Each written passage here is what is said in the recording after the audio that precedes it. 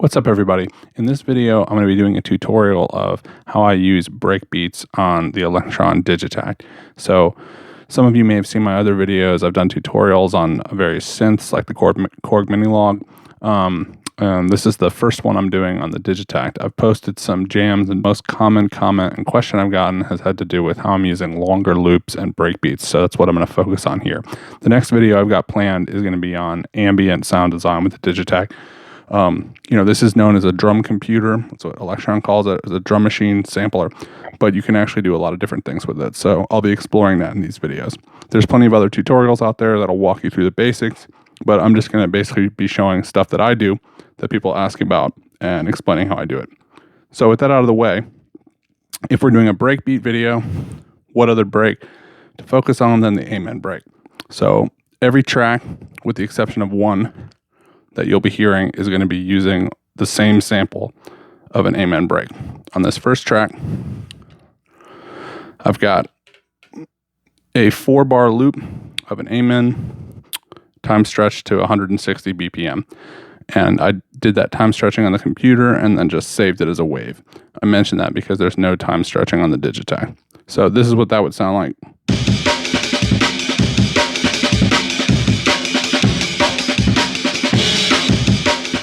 So basic amen.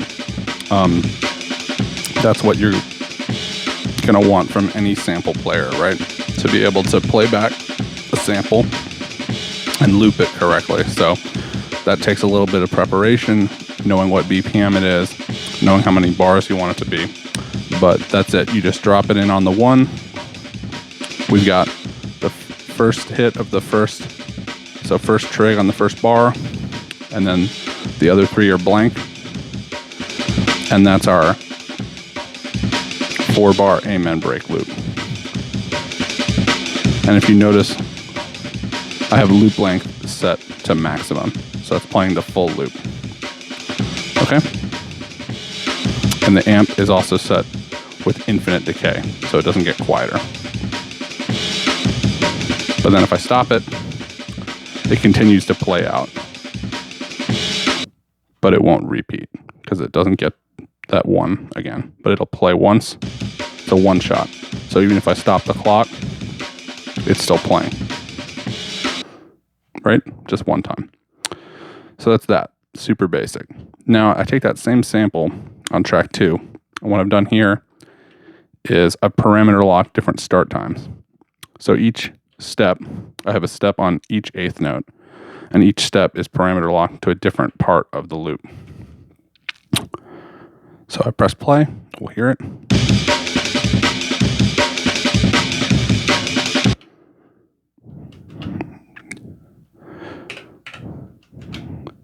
So if I press play, we'll hear it.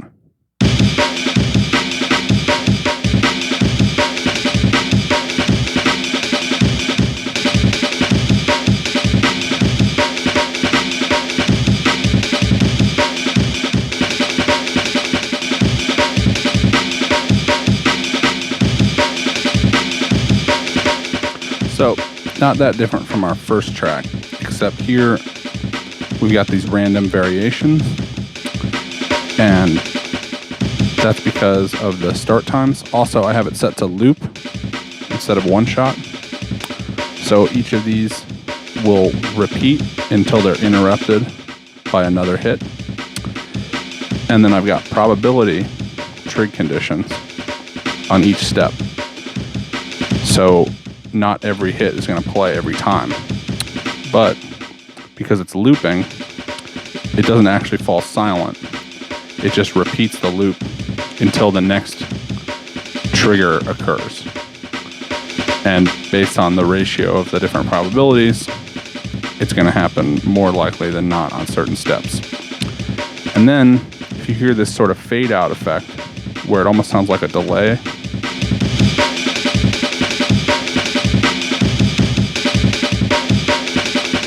like that, where it got quieter. It almost sounds like lower velocity or a delay. That's because I have, instead of an infinite decay, I have the amp amount of decay on the amp set to 55. It's 127 maximum, which is infinite, And so 55 is a little less than half, right? And that sounded good to me because I wanted to have some of those repeats instead of just looping the same thing over and over.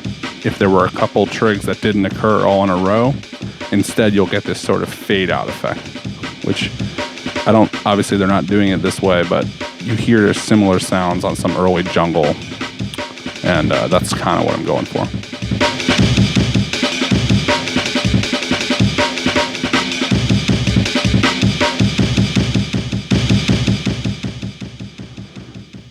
So you get that decreased velocity loop effect.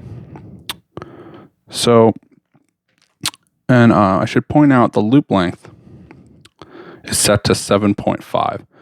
So 120 was our max loop for that full 4-bar loop. So 7.5 is equal to a quarter note. And the reason why I have eighth notes playing quarter note loops is because of the probability. So not every eighth note is going to happen. And so if one of them gets triggered and the next one doesn't, you're going to hear that original one play that full quarter note. And then actually if the following one doesn't, you'll hear it start to repeat, and it can potentially get cut off by the next eighth note, or you could hear 2 full quarter note loops repeat and then get cut off by the next one, etc. So that's some variation. So that's what I'm doing with that. On this next track, we've got the same pattern, and I've actually just copied it over and then started tweaking from there. That's something I often do on the Digitakt. I started with the same concept. So I've got the same original breakbeat. If we look at the waveform, there it is, 160 BPM, 4-bar amen break loop. And I'm looping just like I did on the last one, but now the length is set down at 1.73, which is 16th notes. So we were at a quarter note, now we're at 16th notes. And then the amp envelope is much shorter. So that ends up sounding like this.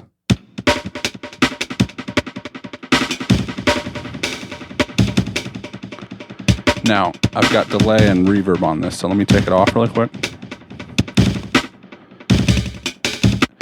Now you can see it already kind of sounds like it has a short delay.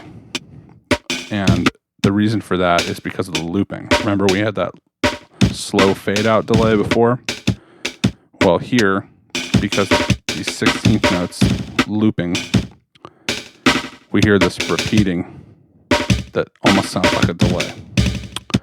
And then I've got the LFO going to amp decay, set to random waveform and hold mode. So it's like a sample and hold. So that's giving me slightly different decays on the different hits. So some of them are super short. You barely hear the repeating, fading out. And then some of them are longer and you'll hear it. So add a little delay, some reverb, and you got a nice dubby, glitchy break.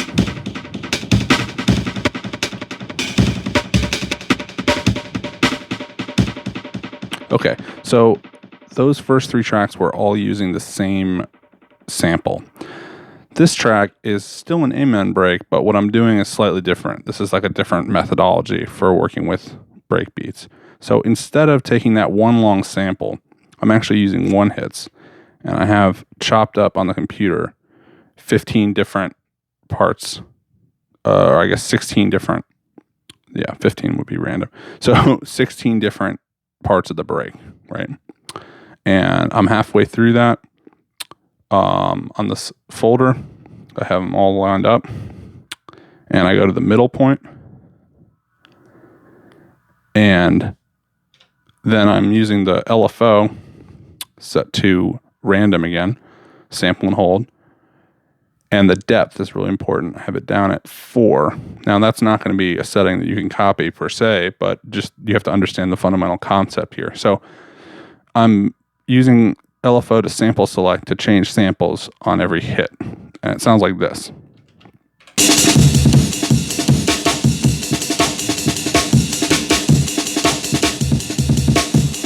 Now,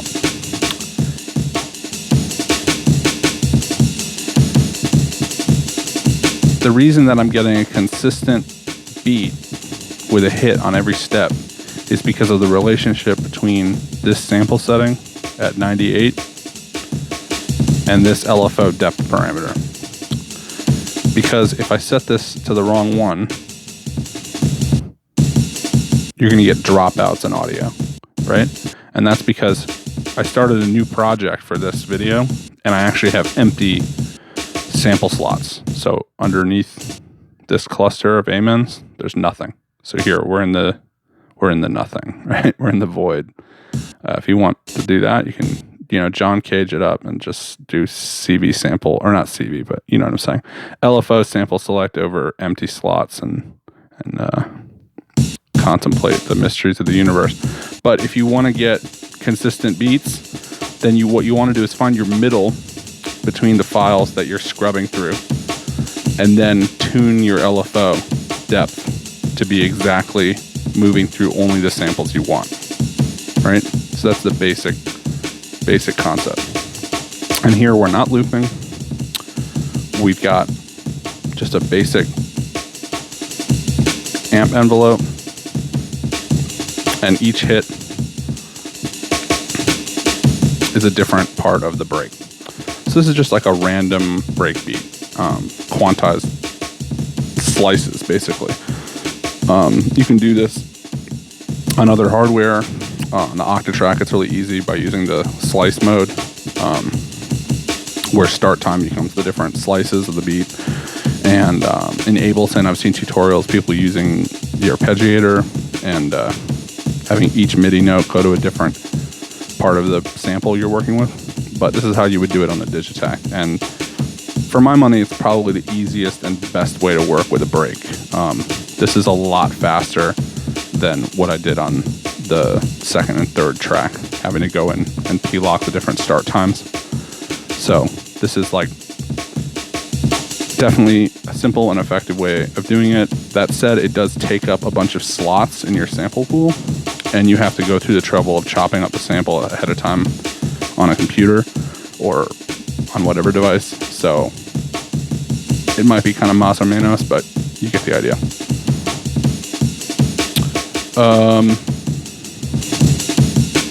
So yeah, we'll hear that in a little bit again when I do our outro jam. So now we're going to get into some weird shit. This is still the Amen break.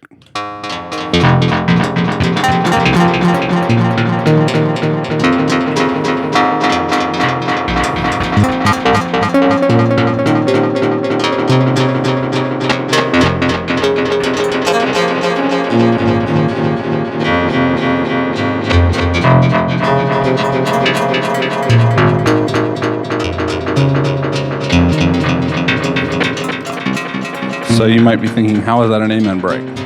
Well, it is. You remember sample 110,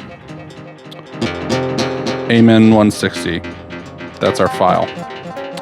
So that's the same file from the first three tracks. Now, why does it sound like this? A few different things. One, we're looping. Remember, we've done that already. We look at our length. We're down to 0.23. So remember, our short W one was 1.73. So this is way shorter than that. And if we look at the waveform, whereas on track 2, we had these two vertical lines that show us our start and end, start and length, basically. I think of that as like the window. Some people use this phrase, windowing around a sample. So that's the window that the loop occurs within, right? You can see it on track 2 and 3. It's smaller on 3 than it is on 2. When we go to track 5, even though we are looping, we have that start and length parameter, you actually don't see that window at all. And that's because it's so small that it just looks like a line. So it's another way of saying we're in granular. This is what people mean by granular synthesis. So what I'm doing is I'm using an Amen break as my raw material for a granular oscillator. And that's something you can do on the Digitakt. So what I did was I set that up. I did LFO random to start. So I'm hitting different parts of the sample, which is giving me timbral variation. It's kind of like a wavetable in that respect. It's like randomly scrubbing through a wavetable without any interpolation, so not smoothly morphing, but just jaggedly jumping to different parts. And then I set up my plucky envelope, which I had that variation you heard with the swells. And that's all based on just ADSR time. I should say, I guess it's ASR on the amp. And I've got a filter on it, little filter envelope, some bit reduction and overdrive, and delay and reverb.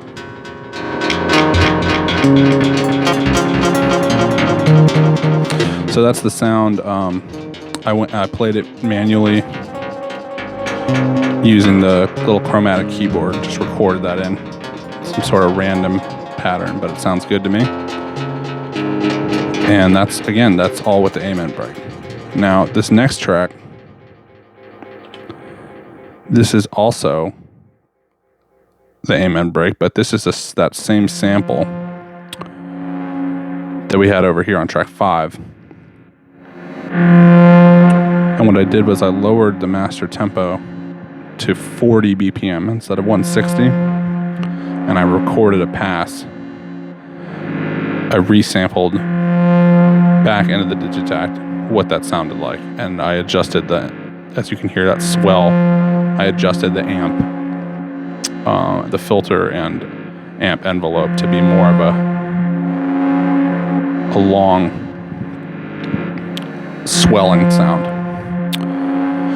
So if we look at this here, this is that full pass that I recorded, and then I'm just looping this one section that I like. So basically I just sampled it, found a start point that would loop on the bar in a musical way, and I've got this kind of ambient drone loop out of that resampled amen break. And then you can mess with the octave.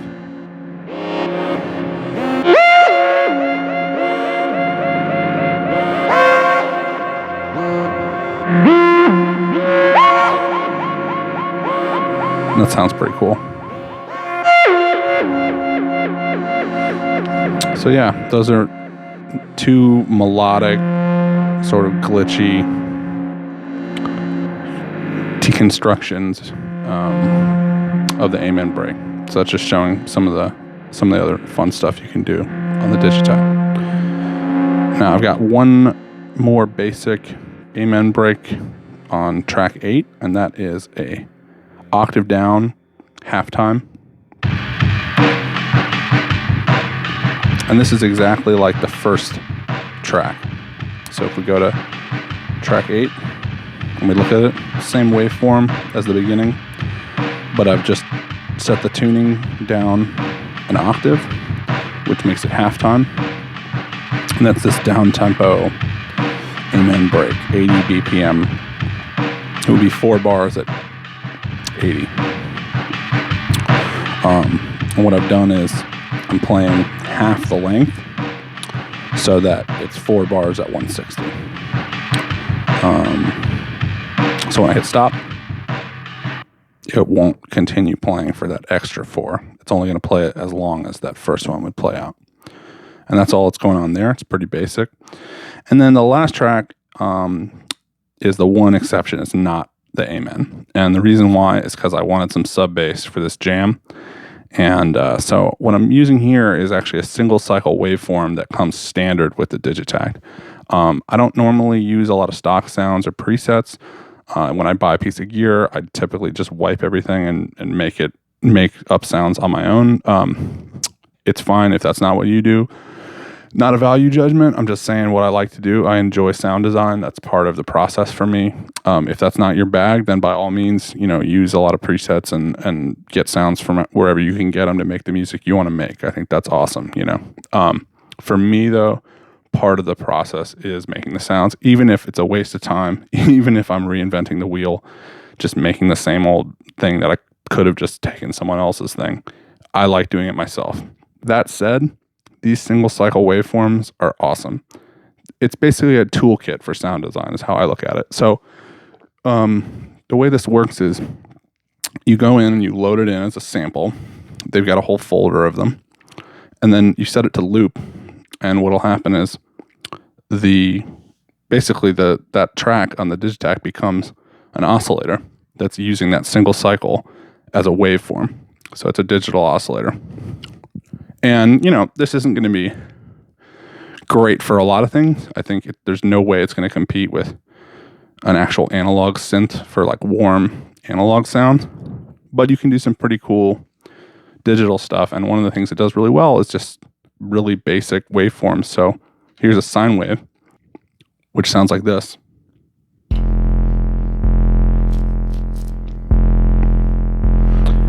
So it's just a sub bass line that I wrote, and I added a little bit reduction, which on a sine wave is going to square off the wave. If you turn bit reduction all the way up, you just end up with a square. And so it just adds a little harsh edge to the sine wave, which I'm taming with the low pass filter just to roll off some of the highs. If I turn this up, you hear that distorted sound. Almost sounds like running a bass through like a fuzz pedal. So I like it down here, which adds a little warmth from that added harmonics and overdrive. But then we roll it back so it's smooth. And then I added a little overdrive, and that's that. It's a pretty basic sound, but I think it sounds great. I've got a lot of other gear to do synth sounds, but lately I've really been enjoying just making these basic subs on the Digitakt, and it's something I want to explore more using the single cycle waveforms. So I'd highly encourage you to explore that if you haven't yet. And you could totally do this on any sampler that has a looping effect. So if you've got a sampler that can loop and has control over, you don't even really need to control start time or length. You can and mess with it, but really all you need is looping. So if your sampler can loop, you load in a single cycle and there you go. And then ideally you'd want to have an amp envelope and filter and stuff to shape it a little better, but pretty much any sampler that can loop can do this. So cool. So those are all the different tracks, and what I'm going to do now is just play us out with a little musical jam using some of these elements. So I hope you all like it. I hope you appreciate this video, got something out of it. If you did, please leave a comment. If you have any questions, let me know. I'll try to answer them as best I can. And as I said, the next tutorial I'm going to be doing is going to be on ambient sound design on the Digitakt, which is another one of those things that people don't associate with this particular sampler. But there's a bunch of cats out there who are posting stuff on Instagram and on YouTube. Guys like Benny, Jogging House, others who are doing really interesting stuff. Doing ambient sound with a Digitakt. I think Amulets may be doing it too. I don't know. Anyway, I'm seeing more and more of these videos, and I think it's a pretty cool instrument for ambient sound design. It's really fun, ultimately. And, at the end of the day, could you do this shit on a different piece of gear? Could you do it in the computer? Of course you could, but it's really fun. I find this to be an inspiring instrument. I like using it, and so that's why I have one. So anyway, I don't really feel like doing a full review or anything, but I'm a fan. I love this thing. And on that note, let's have some music.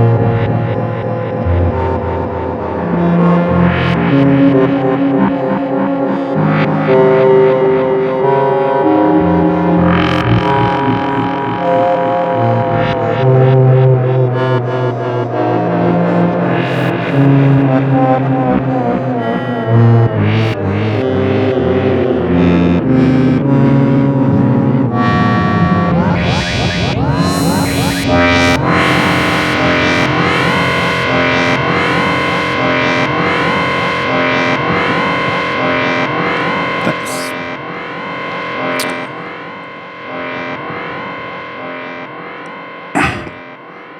All right. So next one will be ambient sounds, which you got a little taste of there. So we'll get into that more. Please like and subscribe. I know I sound like a robot, but it means a lot. Appreciate it.